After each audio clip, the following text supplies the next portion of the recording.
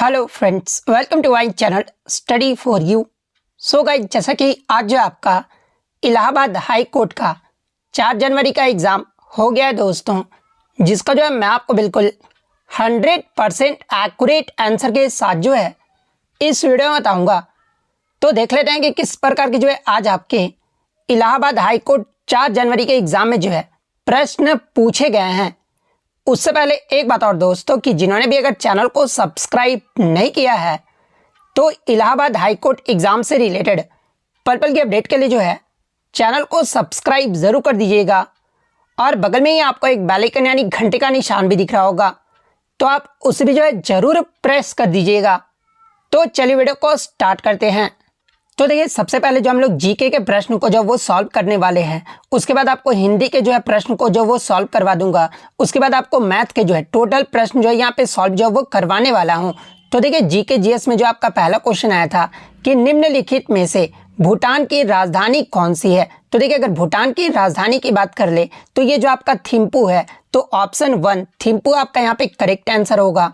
Next question आपका यहाँ पर आता है कि विश्व ब्रेल दिवस यानी आपका जो है वर्ल्ड ब्रेल डे जो है, ये आपका किस दिन को जो ये मनाया जाता है। तो देखिए, विश्व ब्रेल दिवस जो है ना, ये आपके 4 जनवरी को जो वो मनाया जाता है। और आज आपका 4 जनवरी है, यानी विश्व ब्रेल दिवस जो है आज के दिन में जो आपका मनाया जा रहा है। तो ऑप्शन 1 आपका यहाँ पे करेक्ट आंसर होगा।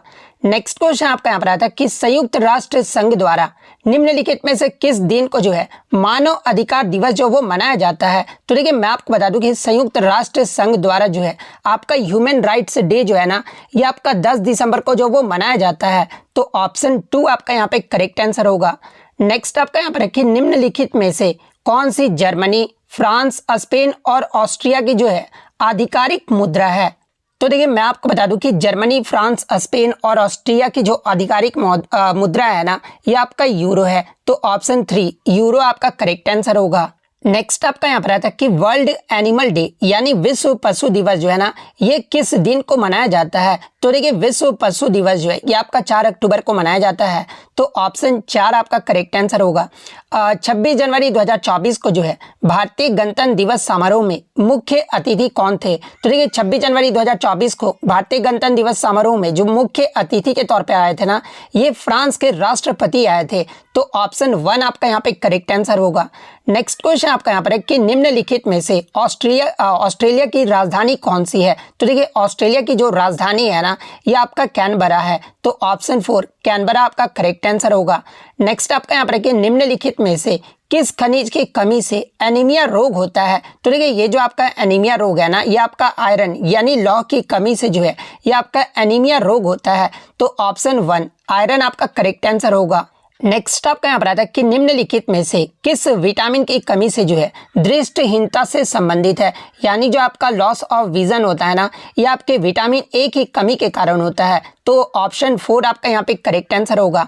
नेक्स्ट क्वेश्चन आपका यहाँ पर आया था कि आपका जो है सुहागी बरवा वन्य प्राणी अभ्यारण्य उत्तर प्रदेश के निम्नलिखित में से किस जिले में स्थित है। तो देखिए, ये जो आपका सुहागी बरवा वन्य प्राणी अभ्यारण्य है ना, ये उत्तर प्रदेश के महाराजगंज में जो है ये आपका स्थित है। तो ऑप्शन 2 महाराजगंज आपका करेक्ट आंसर होगा। नेक्स्ट आपका यहाँ पर आया था कि निम्नलिखित में से कौन उत्तर प्रदेश के राज्यपाल जो है वो रह चुके हैं। तो देखिए, जब आप चारों ऑप्शन को पढ़ोगे ना, तो इसमें जो आपके श्री राम नाईक है ना, ये आपके उत्तर प्रदेश के राज्यपाल जो वो रह चुके हैं। तो ऑप्शन 1 आपका करेक्ट आंसर होगा। नेक्स्ट आपका क्वेश्चन यहाँ पर आया था, उत्तर प्रदेश का कछुआ अभ्यारण्य जो है निम्नलिखित में से किस जिले में से जो ये आपका संबंधित है। तो ये आपका वाराणसी जिले से संबंधित है। तो ऑप्शन 1 आपका करेक्ट आंसर होगा। अंतर्राष्ट्रीय पुनर्निर्माण और विकास बैंक को जो है किस और नाम से जाना जाता है। तो देखिए, अंतर्राष्ट्रीय पुनर्निर्माण और विकास बैंक को जो है ये आपका विश्व बैंक के नाम से भी जाना जाता है। तो ऑप्शन 2 आपका करेक्ट आंसर होगा। नेक्स्ट आपका यहाँ पर है कि निम्नलिखित में से कौन सा सर्वाधिक जो है ऊर्जा क्षमता वाला जो है ये आपका विद्युत बल्ब है। यानी अगर इंग्लिश में बात कर ले तो which of the following is the most energy efficient light bulb. तो ये जो आपका एलईडी बल्ब है। तो ऑप्शन 1 एलईडी बल्ब आपका करेक्ट आंसर होगा। नेक्स्ट आपका यहाँ पर आता है कि बांग्लादेश की जो है मुद्रा का नाम पूछा गया था। तो देखिए, बांग्लादेश का जो मुद्रा का नाम है ना, ये आपका टका है। तो ऑप्शन 1 टका आपका करेक्ट आंसर होगा। निम्नलिखित में से किनको नवंबर 2024 तक जो है भारत सरकार द्वारा भारत रत्न पुरस्कार से जो वो सम्मानित किया गया है। तो देखिए यहाँ पर क्वेश्चन आप देख सकते हैं यहाँ पर पढ़ के कि नवंबर 2024 तक जो वो पूछा गया है। तो देखिए नवंबर 2024 तक अगर बात कर ले तो ऑप्शन के अकॉर्डिंग पुरुषोत्तम दास टंडन को जो है ना ये भारत रत्न से जो वो सम्मानित किया गया था। और आप कमेंट करके जवाब दीजिएगा कि पुरुषोत्तम दास टंडन को जो है ये किस वर्ष में जो है भारत रत्न पुरस्कार से सम्मानित किया गया था। तो ऑप्शन 2 आपका करेक्ट आंसर होगा। नेक्स्ट आपका यहाँ पर आता है कि प्रधानमंत्री नरेंद्र मोदी ने किस वर्ष में जो है राष्ट्रीय पशु रोग नियंत्रण कार्यक्रम जो वो शुरू किए हैं। तो देखिए पीएम नरेंद्र मोदी के द्वारा वर्ष 2019 में जो है राष्ट्रीय पशु रोग नियंत्रण कार्यक्रम जो है ये आपका शुरू किया गया था। तो ऑप्शन 4 आपका करेक्ट आंसर होगा। नेक्स्ट आपका यहाँ पर आता है कि आपका new dimension of India's foreign policy ये जो पुस्तक है ना ये किसके द्वारा जो वो लिखा गया है। तो देखिए इस पुस्तक की बात कर ले तो ये जो आपका अटल बिहारी वाजपेयी के द्वारा जो वो लिखा गया है। आपको new dimension of India foreign policy ये जो पुस्तक है ना ये आपके अटल बिहारी वाजपेयी के द्वारा लिखा गया है। तो ऑप्शन 1 आपका करेक्ट आंसर होगा। नेक्स्ट आपका यहाँ पर कि प्रधानमंत्री उज्ज्वला योजना ये जो आपका किससे संबंधित है। तो ये आपके एलपीजी कनेक्शन यानी एलपीजी कनेक्शन से संबंधित है। तो ऑप्शन 1 आपका करेक्ट आंसर होगा। नेक्स्ट क्वेश्चन आपका यहाँ पर कि निम्नलिखित में से कौन सा उपकरण जो है ये आपका भूकंप से जो ये आपका संबंधित है। तो देखिए ये जो आपका सिस्मोग्राफ है ना ये आपका भूकंप से संबंधित है। तो ऑप्शन 4 आपका करेक्ट आंसर होगा। नेक्स्ट आपका यहाँ पर आता है कि निम्नलिखित में से कौन सा मोबाइल फोन नेटवर्क जो है ना ये आपके टेक्नोलॉजी से संबंधित नहीं है। तो देखिए ये जो आपका लैन है ना ये आपका मोबाइल फोन नेटवर्क से संबंधित आपका जो वो नहीं है। तो ऑप्शन 2 आपका यहाँ पे करेक्ट आंसर होगा। नेक्स्ट आपका यहाँ पर है कि कौन सा संघीय मंत्रालय जो है पीएम विश्वकर्मा योजना जो है ये आपका कार्यान्वित जो है वो कर रहा है। तो देखिए अगर पीएम विश्वकर्मा योजना की बात कर ले तो ये जो आपका सूक्ष्म लघु और मध्यम उद्यम मंत्रालय यानी ministry of micro small and medium enterprises के द्वारा जो है इसे कार्यान्वित जो है वो किया जा रहा है। तो ऑप्शन 4 आपका यहाँ पे करेक्ट आंसर होगा। नेक्स्ट क्वेश्चन आपका यहाँ पर है कि निम्नलिखित में से किन्हें भारत रत्न 2024 से जो वो सम्मानित किया गया है। तो देखिए भारत रत्न 2024 से जो टोटल आपके 5 लोगों को जो वो सम्मानित किया गया है। लेकिन अगर ऑप्शन के अकॉर्डिंग देखें तो एमएस आपका जो है स्वामीनाथन दिया गया था जो कि आपके हरित क्रांति के जनक के रूप में जाना जाता है। तो देखिए डॉक्टर एमएस स्वामीनाथन को जो है ये आपका 2024 में भारत रत्न से जो वो सम्मानित किया गया है। तो ऑप्शन 4 आपका यहाँ पे करेक्ट आंसर होगा। अग्नि की उड़ान यानी विंग्स ऑफ फायर ये जो पुस्तक है ना ये किसकी आत्मकथा है। तो देखिए अगर विंग्स ऑफ फायर की बात कर ले तो ये जो आपका डॉक्टर एपीजे अब्दुल कलाम की ऑटोबायोग्राफी है। तो ऑप्शन 2 आपका करेक्ट आंसर होगा। नेक्स्ट आपका यहाँ पर है कि उत्तर प्रदेश में कुंभ मेला जो है ये किन नदियों के संगम पर मनाया जाता है। तो देखिए अगर कुंभ मेला की बात कर ले तो ये आपके उत्तर प्रदेश में गंगा यमुना और सरस्वती नदियों के संगम पर जो ये आपका मनाया जाता है। तो 75 का ऑप्शन 3 आपका यहाँ पे करेक्ट आंसर होगा। तो देखिए 75 तक जो है आपके जीके जीएस के जो टोटल प्रश्न जो वो सॉल्व हो गए हैं। अब हम लोग जो है हिंदी के प्रश्न को जो वो सॉल्व करने वाले हैं। तो देखिए हिंदी में ही आपका पहला जो था ना जो 1 से 5 तक क्वेश्चन था वो आपका गद्यांश था। तो आप गद्यांश को जो अच्छे से पढ़ लीजिएगा। अगर आपको वो क्वेश्चन थोड़ा समझ में नहीं आ रहा है तो आप क्वेश्चन की जो क्वालिटी है ना यानी वीडियो को जो क्वालिटी है आप थोड़ा 1080p में कर लीजिएगा। तो आपको जो ये क्वेश्चन जो वो ईजिली जो वो देखने को मिल जाएगा। तो आप ये पूरा गद्यांश पढ़ लीजिए। मैंने ये गद्यांश जो वो पढ़ लिया है। उसके बाद आपसे यहाँ पे क्वेश्चन पूछा गया था कि उपयुक्त गद्यांश का जो है उचित शीर्षक जो वो चुनिए। तो देखिए जब आप गद्यांश पढ़ोगे ना तो इसका जो आपका उचित जो शीर्षक निकल कर आएगा ना ये परिश्रम का महत्व जो वो निकल कर आएगा। तो ऑप्शन 1 जिन्होंने भी लगाया है उनका करेक्ट आंसर होगा। निम्नलिखित में से अनुद्योगी शब्द का जो है सही पर्यायवाची शब्द जो है ये क्या नहीं होगा। तो देखिए यहाँ पर नहीं पूछा गया था। तो देखिए अनुद्योगी शब्द का जो सही पर्यायवाची नहीं होगा ना ये कर्मठ जो वो नहीं होगा। तो ऑप्शन 4 आपका करेक्ट आंसर होगा। नेक्स्ट आपका यहाँ पर है कि सोते हुए सिंह के मुख में मृग स्वयं प्रवेश नहीं करता है वाक्य से लेखक का क्या आशय है। तो देखिए जब आप गद्यांश पढ़ोगे तो इसमें जो आपका लेखक का जो आशय है ना ये परिश्रम से ही सफलता मिलती है। ये जो आपका इस वाक्य से जो वो आशय है। तो ऑप्शन 3 आपका करेक्ट आंसर होगा। गद्यांश के अनुसार परिश्रम की सेतु अनिवार्य जो वो माना गया है। तो देखिए जब आप गद्यांश पढ़ोगे तो ये आपका सफलता के लिए जो है ये आपका अनिवार्य जो वो माना गया है। तो ऑप्शन 1 आपका करेक्ट आंसर होगा। नेक्स्ट आपका यहाँ पर है कि सफलता को जो है है किसकी दासी माना गया है? तो देखिए सफलता को जो ये आपका परिश्रम का दासी जो वो माना गया है, तो ऑप्शन 4 आपका करेक्ट आंसर होगा। नेक्स्ट अगर बात कर ले दिए गए शब्दों में विशेषण की पहचान कीजिए, तो राजनीति तो ये आपका संज्ञा हो जाएगा। मूल से आपका मौलिक बना है तो ये आपका जो है विशेषण हो जाएगा, तो ऑप्शन 2 मौलिक आपका करेक्ट आंसर होगा। नेक्स्ट क्वेश्चन आपका यहाँ पर है कि निम्नलिखित में से अल्प शब्द का जो विलोम शब्द जो वो पूछा गया था, तो देखिए अल्प शब्द का जो विलोम शब्द होता है ना, ये आपका प्रचुर होता है, तो ऑप्शन 3 प्रचुर आपका करेक्ट आंसर होगा। निम्नलिखित में से एक वचन शब्द को जो वो पहचानना था, तो देखिए जब भी आपका श्रीमती जो लगा रहता है ना, ये आपका एक वचन में ही होता है, तो ऑप्शन 3 श्रीमती आपका करेक्ट आंसर होगा। नेक्स्ट आपका यहाँ पर है कि छोटी मुंह बड़ी बात, लोकति का जो अर्थ जो वो पूछा गया था, तो देखिए छोटी मुंह बड़ी बात, इस लोकति का जो अर्थ होगा ना, अपनी योग्यता से बढ़कर बात करना होगा, तो ऑप्शन 4 जिन्होंने भी लगाया उनका यहाँ पे करेक्ट आंसर होगा। नेक्स्ट आपका यहाँ पर रहता है कि विकास शब्द में किस उपसर्ग का प्रयोग जो वो किया गया है, तो देखिए विकास शब्द में आपका वी शब्द का जो उपसर्ग है ना, इसका प्रयोग जो वो किया गया है, तो 10 का 3 आपका करेक्ट आंसर होगा।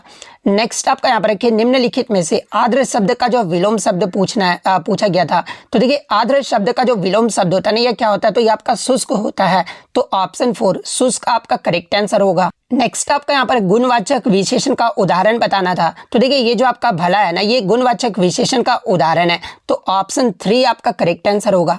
निम्नलिखित में से कौन सा अर्धविराम है, तो देखिए अर्धविराम जो चिन्ह होगा ना, ये आपका ऑप्शन 4 वाला होगा, तो ऑप्शन 4 आपका यहाँ पे करेक्ट आंसर होगा। नेक्स्ट आपका क्वेश्चन आया था कि जहां वाक्य पूरी तरह रुक जाए वहां जो है किस विराम चिन्ह का जो है वो प्रयोग जो वो किया जाता है, तो देखिए जहां वाक्य पूरी तरह रुक जाता है ना, वहां पर आपका पूर्ण विराम चिन्ह का जो प्रयोग है ना वो किया जाता है, तो ऑप्शन 1 आपका करेक्ट आंसर होगा। सूर्यास्त का सही संधि विच्छेद क्या होगा, ये पूछा गया था, तो देखिए सूर्यास्त का जो सही संधि विच्छेद होगा ना, वो आपका सूर्य प्लस अस्त होगा, तो ऑप्शन 1 आपका करेक्ट आंसर होगा। जानने की इच्छा, इस वाक्यांश के लिए जो एक शब्द आपका क्या होगा, तो देखिए जानने की इच्छा वाले को जो है आपका जिज्ञासा जो वो कहा जाता है, तो ऑप्शन 3 आपका करेक्ट आंसर होगा। नेक्स्ट क्वेश्चन आपका यहाँ पर आया था कि परास्त करने के लिए जो है सही मुहावरा का जो वो पहचान करना था, तो देखिए परास्त करना, इसका जो सही मुहावरा होगा ना, वो चारों खाने चित करना होगा, तो ऑप्शन 1 आपका करेक्ट आंसर होगा। निम्नलिखित विकल्पों में से ह्रस्व स्वरों की जो वो पहचान करना था, तो देखिए ये जो आपका अ और ई जो शब्द होता है ना, ये आपके ह्रस्व स्वर होते हैं, तो ऑप्शन 3 आपका करेक्ट आंसर होगा। देश के बाहर माल भेजना, इस वाक्यांश के लिए एक शब्द जो वो बताना था, तो देखिए देश के बाहर माल भेजना, इसे जो क्या कहा जाता है, तो ये आपका निर्यात जो वो कहा जाता है, तो ऑप्शन 4 आपका करेक्ट आंसर होगा। वहीं अगर देश से बाहर अगर देश के अंदर आ रहा है तो उसे क्या कहा जाता है, तो ये आपका आयात कहा जाता है।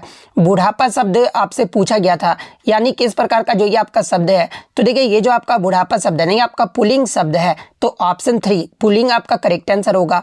आ प्रत्यय से बनने वाला शब्द आपको जो वो बताना था, तो देखिए आ प्रत्यय से बनने वाला जो शब्द है ना, ये आपका कौन सा हो जाएगा, तो आमरा हो जाएगा, तो आमरा ऑप्शन 4 आपका यहाँ पे करेक्ट आंसर होगा। सॉरी यहाँ पे प्रत्यय पूछा गया, आय प्रत्यय से जो वो बनने वाला शब्द, तो मारा में आपका आ देख रहे होगी कि आ आपका है, तो ऑप्शन 4 आपका करेक्ट आंसर होगा। नेक्स्ट आपका यहाँ पर आता है कि भरपेट शब्द में कौन सा समास है, तो देखिए भरपेट शब्द में जो है ना आपका अविभाव समास है, तो ऑप्शन 4 आपका करेक्ट आंसर होगा। निम्नलिखित में सर्वनाम का एक भेद जो है ये कौन सा नहीं है, तो देखिए ये जो आपका भाववाचक जो है ना, ये आपका संज्ञा है, सर्वनाम का एक भेद नहीं है, तो ऑप्शन 2 भाववाचक आपका करेक्ट आंसर होगा। नेक्स्ट आपका क्वेश्चन यहाँ पर आया था निम्नलिखित में से आंख शब्द का पर्यायवाची नहीं है, तो देखिए आंख शब्द का जो है ना, ये आपका अधर जो है ना, ये आपका आंख का पर्यायवाची शब्द नहीं है। इसके अलावा चक्षु, लोचन और नयन, ये जो आपके आंख शब्द के पर्यायवाची होते हैं, लेकिन ये जो आपका अधर होता है ना, ये आंख का जो है पर्यायवाची शब्द नहीं होता है, इसलिए ऑप्शन 2 आपका करेक्ट आंसर होगा। निम्नलिखित में से भाववाचक संज्ञा, इसमें से आपको बताना था कौन सा नहीं है, तो देखिए बीमारी, प्रेम और उमंग, ये तो आपके भाववाचक संज्ञा है, लेकिन ये जो आपका सिंधु है ना, ये भाववाचक संज्ञा नहीं है, इसलिए ऑप्शन 1 आपका करेक्ट आंसर होगा। तो देखिए जीके, जीएस और हिंदी के भी जो है टोटल प्रश्न मैंने सॉल्व कर लिया है। अब हम लोग जो है मैथ के प्रश्न को जो वो देख लेते हैं। तो मैथ में जो आपका पहला क्वेश्चन आया था, पूछा गया था कि संख्या 2, 5, 3, 7, 8 में प्रयुक्त 3 के स्थानीय मान तथा 2 के अंकित मान का जो योग्य ज्ञात करना था। तो देखिए जब इसको आप सॉल्व करोगे ना, तो इसका जो मेरा आंसर निकल कर आ रहा था ना, वो आपका 302 जो वो निकल कर आ रहा था, तो ऑप्शन 1 302 जिन्होंने भी लगाया है उनका यहाँ पे सही होगा। नेक्स्ट आपका यहाँ पर आता है कि 60, 72, 108 का HCF ज्ञात करना था। तो देखिए इसका जब आप HCF ज्ञात करोगे तो ये हमारा 12 निकल कर आ रहा है, तो ऑप्शन 1 12 आपका करेक्ट आंसर होगा। नेक्स्ट आपका यहाँ पर है कि निम्नलिखित में से ये जो आपका रोमन टर्म दिया गया था ये जो आपका किसके बराबर है। तो देखिए जब आप रोमन टर्म को सॉल्व करोगे तो ये L जो होता है ना ये आपको 50 के लिए जो वो डिनोट किया जाता है, तो यहाँ पर क्या हो गया, तो 50 और ये IX आपका 59, उसके बाद ये आपका जो x ये आपका 10 हो गया। ठीक है, तो इस प्रकार से हम लोग पूछना था कि किसके बराबर होगा। तो देखिए 78 का जो आपका सही आंसर होगा ना ये आपका XCL होगा।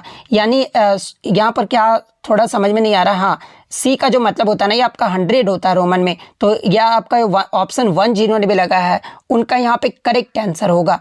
नेक्स्ट क्वेश्चन आपका यहाँ पर आया था 165 का जो है 24% जो वो पूछा गया था। तो देखिए 165 का 24% कैसे निकालेंगे, तो 24/100 कर देंगे। तो देखिए जब आप इसको सॉल्व करोगे ना तो हमारा जो आंसर निकल कर आएगा वो 39.4 जो वो निकल कर आएगा। तो ऑप्शन 4 जिन्होंने भी लगा उनका करेक्ट आंसर होगा। नेक्स्ट आपका सिंप्लीफिकेशन से आता है, इजिली आपको मल्टीप्लाई करना था। तो देखिए इसको जब आप मल्टीप्लाई करोगे ना तो हमारा जो आंसर निकल कर आ रहा है ना ये कितना आ जा रहा है। तो देखिए जब आप इसको सॉल्व कर लेना तो थोड़ा सा मेरे सॉल्व किए तो अभी शायद ऑप्शन 4 निकल कर आ रहा है, आप ऑप्शन 1 भी देख लेना। ठीक है, तो ऑप्शन 4 जिन्होंने भी लगा उनका यहाँ पे करेक्ट आंसर होगा। निम्नलिखित में से आपको जो वो मिलान करना था, आप क्वेश्चन 80 थोड़ा सा बना लीजिएगा। ठीक है, 81 की अगर मैं बात कर लूँ तो जब आप रोमन शब्द से मिलान करोगे तो आप यहाँ पे देखो कि आपका क्या क्या लिखा है, तो XXIX, तो ये जो आपका XXIX है ये किसका होता है, तो ये आपका 29 का होता है। LIX की अगर मैं बात कर लूँ तो LIX जो होता है, L मैंने आपको पहले ही बताया, तो ये आपका किसका हो जाएगा, तो ये आपका 59 का हो जाएगा। XLV ये जो आपका किसका हो जाएगा, तो ये आपका 45 का हो जाएगा। वहीं अगर हम लोग बात कर ले LIV ये जो आपका किसका हो जाएगा, तो देखिए LIV जो होगा ना ये आपका 54 का होगा।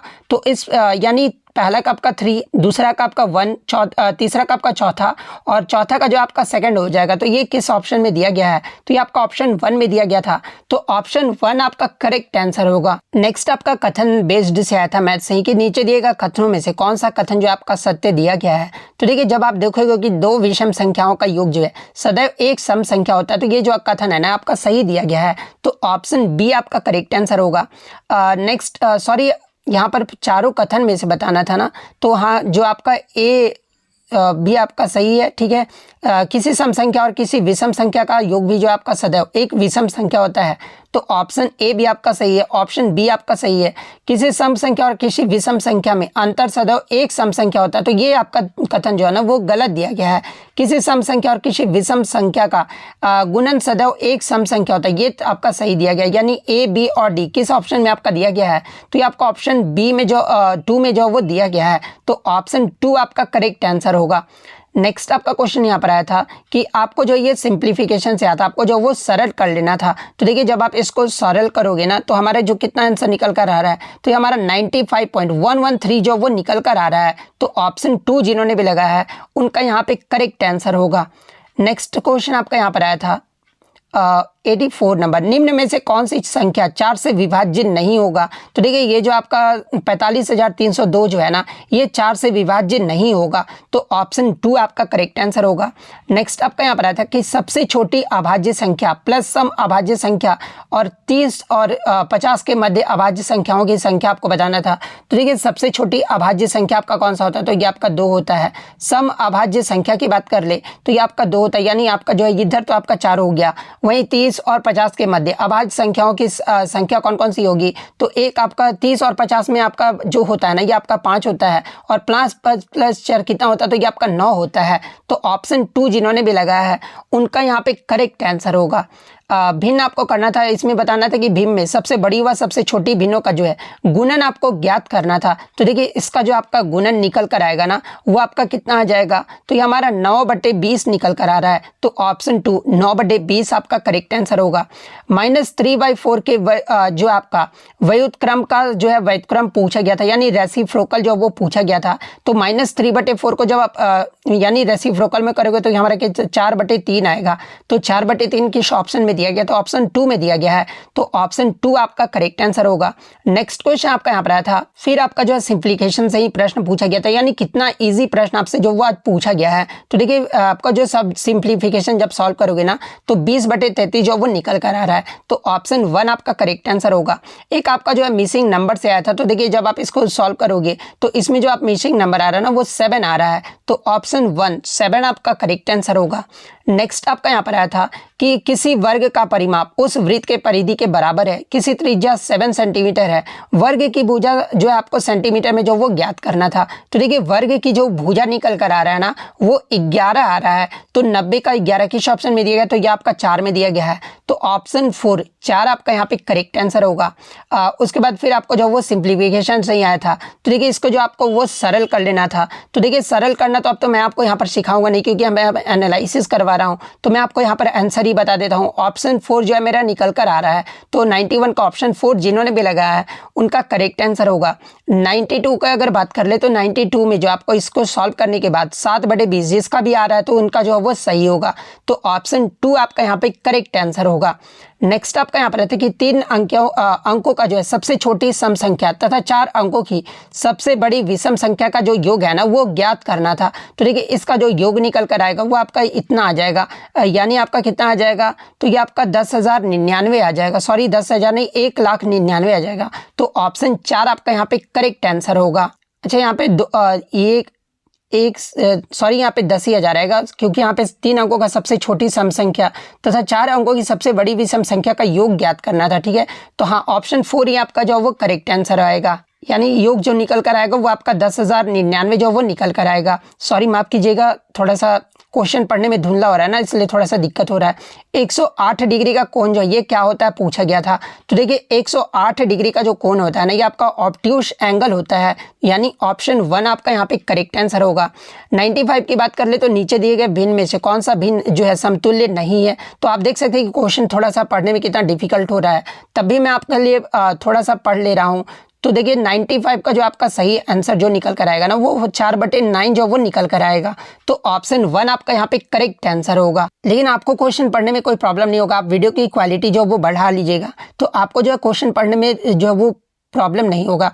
नेक्स्ट आपका यहाँ पर आता है कि किसी समांतर चतुर्भुज को असमान भुजाओं की माप 12 सेंटीमीटर और 15 सेंटीमीटर है, यदि 15 सेंटीमीटर माप की भुजाओं के बीच 8 सेंटीमीटर की दूरी है तो 12 सेंटीमीटर माप की भुजाओं के बीच जो है दूरी कितनी होगी, इसको जो आपको सेंटीमीटर में वो बताना था। तो देखिए इसकी जो दूरी होगी ना वो 10 सेंटीमीटर होगा, तो 10 सेंटीमीटर किस ऑप्शन में दिया गया है, तो ऑप्शन 4 में दिया गया है, तो ऑप्शन 4 आपका करेक्ट आंसर होगा। नेक्स्ट आपका यहाँ पर 3, 6, 15 का एलसीएम पूछा गया था। तो देखिए 3, 6, 15 का जो एलसीएम निकल कर आ रहा है ना वो कितना आ जा रहा है, तो ये हमारा 30 निकल कर आएगा, तो ऑप्शन 2 आपका करेक्ट आंसर होगा।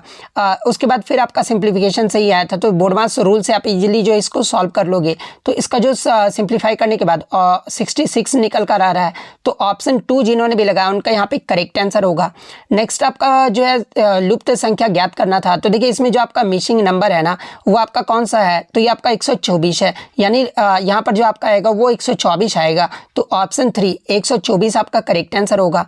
नेक्स्ट आपका यहाँ पर आता है कि the sum of the smallest and the largest composite numbers from 1 to 10 is, यानी 1 से 10 तक में सबसे छोटी व सबसे बड़ी भाज्य संख्याओं का जो योग होगा ना ये कितना होगा, तो इसका जो योग होगा वो आपका 14 होगा, तो ऑप्शन 4 जिन्होंने भी लगाया है उनका यहाँ पे करेक्ट आंसर होगा। तो देखिए सभी क्वेश्चन को जो है मैंने आपको 100% जो है रियल आंसर दिया है।